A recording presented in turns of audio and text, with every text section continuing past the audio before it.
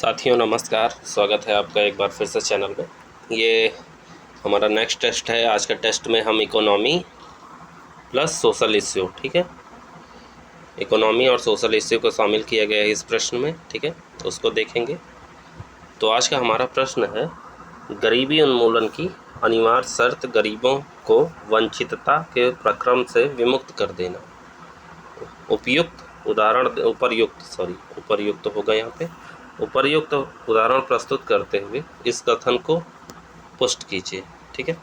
तो ये हो गया हमारा प्रश्न, ठीक है, जो कि इकोनॉमी प्लस सोशल इश्यू दोनों, ठीक है, गरीबी उन्मूलन और गरीबों को जो है वंचितता, ये हो गया हमारा सोशल इश्यू, ठीक है। ऐसे प्रश्न पूछे जा सकते हैं। अब गरीबी उन्मूलन को जो है आर्थिक स्थिति कैसे सही करके जो है हम वो कर सकते हैं, ठीक कर सकते हैं, गरीबी को मिटा सकते हैं, तो उस पर आधारित ये इसका उत्तर है। उम्मीद है आपको पसंद आएगा। अगर आप चैनल पर नए हैं तो चैनल को सब्सक्राइब कर दीजिए। चलिए देखते हैं आगे। देखिए, पहले भूमिका लिखी गई है 25 से 30 शब्दों में। आप भी ऐसे ही भूमिका अगर लिखेंगे तो आपका उत्तर लेखन जो है सारगर्भित होगा, ठीक। देखिए, उत्तर है कि गरीबी भारत की सबसे प्रमुख सामाजिक समस्या मानी जाती है। पहली लाइन में ये लिखेंगे, यह अनेक सामाजिक समस्याओं की जननी है, ठीक है। गरीबी ही अनेक सामाजिक समस्याओं की भारत में जननी है, ठीक है। इसी के प्रभाव से अपराध होता है। व्यक्ति गरीब होता है तो अपराध बोध आता है उसमें। अशिक्षा, गरीबी के कारण शिक्षा नहीं मिल पाती। कुपोषण, वेश्यावृत्ति, बाल मजदूरी, सामाजिक भेदभाव जैसी सामाजिक समस्याओं का उद्भव होता है। इतना पॉइंट लिखने के बाद कोई भी एग्जामिनर देखेगा तो उसको समझ में आ जाएगा कि उत्तर लेखन कितना सारगर्भित है, ठीक है। तो इस तरह के हमें उत्तर में हमको जो है जब शुरू में हम लिखेंगे तो इस तरह ज़रूर शामिल करेंगे भूमिका में, ठीक।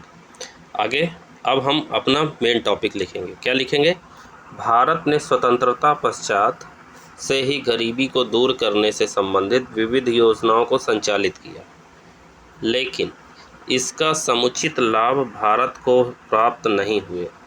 योजना आयोग के अनुसार भारत की लगभग 22% जनसंख्या अत्यधिक गरीबी भरे जीवन जीने के लिए विवश है, ठीक है। ये योजना आयोग की रिपोर्ट है। आगे लिखेंगे कि भारत में गरीबी को समूल नष्ट करने के लिए हमें गरीबी को जन्म देने वाली विभिन्न वंचनाओं को समाप्त करना होगा, ठीक है। अगर हमको गरीबी को पूरी तरह मिटाना है तो उससे जो है जिससे गरीबी जन्म लेती है, हमको उस समस्या को ही खत्म करना है। इन वंचनाओं के तहत सामाजिक, आर्थिक, राजनीतिक, स्वास्थ्य और शैक्षणिक, कौन कौन सी? सामाजिक, आर्थिक, राजनीतिक, स्वास्थ्य और शैक्षणिक, ठीक है, 5 चीज़ें इत्यादि कारकों को सम्मिलित किया जाता है। इस सामाजिक वंचना को दूर करने के लिए सरकार द्वारा विभिन्न प्रयास किए गए हैं। निम्न वर्गों के उत्थान के लिए संविधान के विभिन्न अनुच्छेदों, जैसे अनुच्छेद 15, अनुच्छेद 16, अनुच्छेद 17, क्या क्या है अनुच्छेद, ये अब मुझे इसमें बताने की आवश्यकता नहीं है क्योंकि ये जनरल नॉलेज का टॉपिक नहीं है, और ये हम मेंस का उत्तर देख रहे हैं कि किस तरह हमको मेंस का उत्तर देखना है। तो कौन कौन से? 15, 16, 17 इत्यादि में वर्ग विभेद का निषेध किया गया है, ठीक है। तो ये हो गया हमारा अगला पैराग्राफ। अब आगे कैसे लिखेंगे? आगे लिखेंगे, सामाजिक वंचना की तरह आर्थिक वंचना को दूर करने के लिए विभिन्न सरकारों तथा गैर सरकारी योजनाएं जैसे मनरेगा, स्टार्टअप, उस्ताद, रोशनी इंडिया, अमूल जैसी संस्थाएं एवं कार्यक्रम संचालित किए जा रहे हैं, ठीक है। तो कौन कौन से? मनरेगा कार्यक्रम हो गया, स्टार्टअप हो गया, उस्ताद हो गया, रोशनी इंडिया हो गया, अमूल, ये सारी जो है संस्थाओं द्वारा ये कार्यक्रम संचालित किए जा रहे हैं, ठीक है। इसी तरह स्वास्थ्य सुविधाओं के लिए आयुष्मान भारत, ठीक है, स्वास्थ्य बीमा योजना, ठीक, मध्याह्न भोजन योजना, ठीक, जैसे कार्यक्रम संचालित किए जा रहे हैं, ठीक है, स्वास्थ्य सुविधाओं के लिए। आगे है राजनीतिक वंचना को दूर करने के लिए विभिन्न संवैधानिक प्रावधानों के तहत वंचित समुदाय को आरक्षण के माध्यम से राजनीतिक संरचना की मुख्य धारा में शामिल करने का प्रयास किया जा रहा है। ठीक है, क्या क्या मतलब जो समुदाय वंचित है आरक्षण के माध्यम से, जो समुदाय वंचित है उनको आरक्षण के माध्यम से क्या किया जा रहा है, राजनीतिक संरचना की मुख्य धारा में शामिल किया जा रहा है। ठीक है, ये टॉपिक हो गए। जब आप ऐसा उत्तर लेखन करेंगे तो एग्जामिनर को ये बातें हिट करेंगी तो आपको अच्छे अंक मिलेंगे। इसी तरह गरीबी, शैक्षणिक वंचना से जुड़ी हुई हैं, इसको दूर करने के लिए सरकार द्वारा शिक्षा का अधिकार अधिनियम पारित किया गया है। ठीक है, राइट टू एजुकेशन एक्ट। ठीक है, राइट टू एजुकेशन एक्ट, ठीक, पारित किया गया है। ठीक, अब आगे अंत में हम जब अपना निष्कर्ष लिखेंगे तो निष्कर्ष भी बहुत संतुलित होना चाहिए। अब देखिए निष्कर्ष क्या लिखा गया है, अतः स्पष्ट है गरीबी की जड़ से तब तक नहीं मिटाया जा, गरीबी को जड़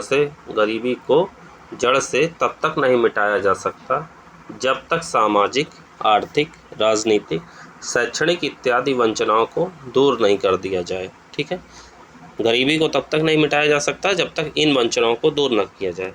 इसलिए उपर्युक्त कारकों के सम्मिलित प्रभाव से गरीबों को वंचितता के प्रक्रम से विमुक्त कर देने का प्रयास किया जा रहा है, लेकिन यह तभी सफल होगा जब इसका सफल क्रियान्वयन उचित रणनीति के माध्यम से किया जा सकेगा।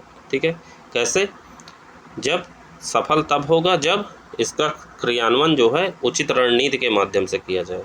अगर जो भी सरकारी योजनाएं हैं या जो गरीबों को लाभ दिया जाना है किसी भी क्षेत्र में, चाहे शिक्षा के क्षेत्र में हो, चाहे जो है आर्थिक रूप से हो, चाहे स्वास्थ्य रोग के लिए हो, अगर उनको जो है उनका जो है उचित तरीके से उन लोगों तक पहुँच मतलब रखी जाएगी तो गरीबी उन्मूलन से जो है निजात मिलेगी।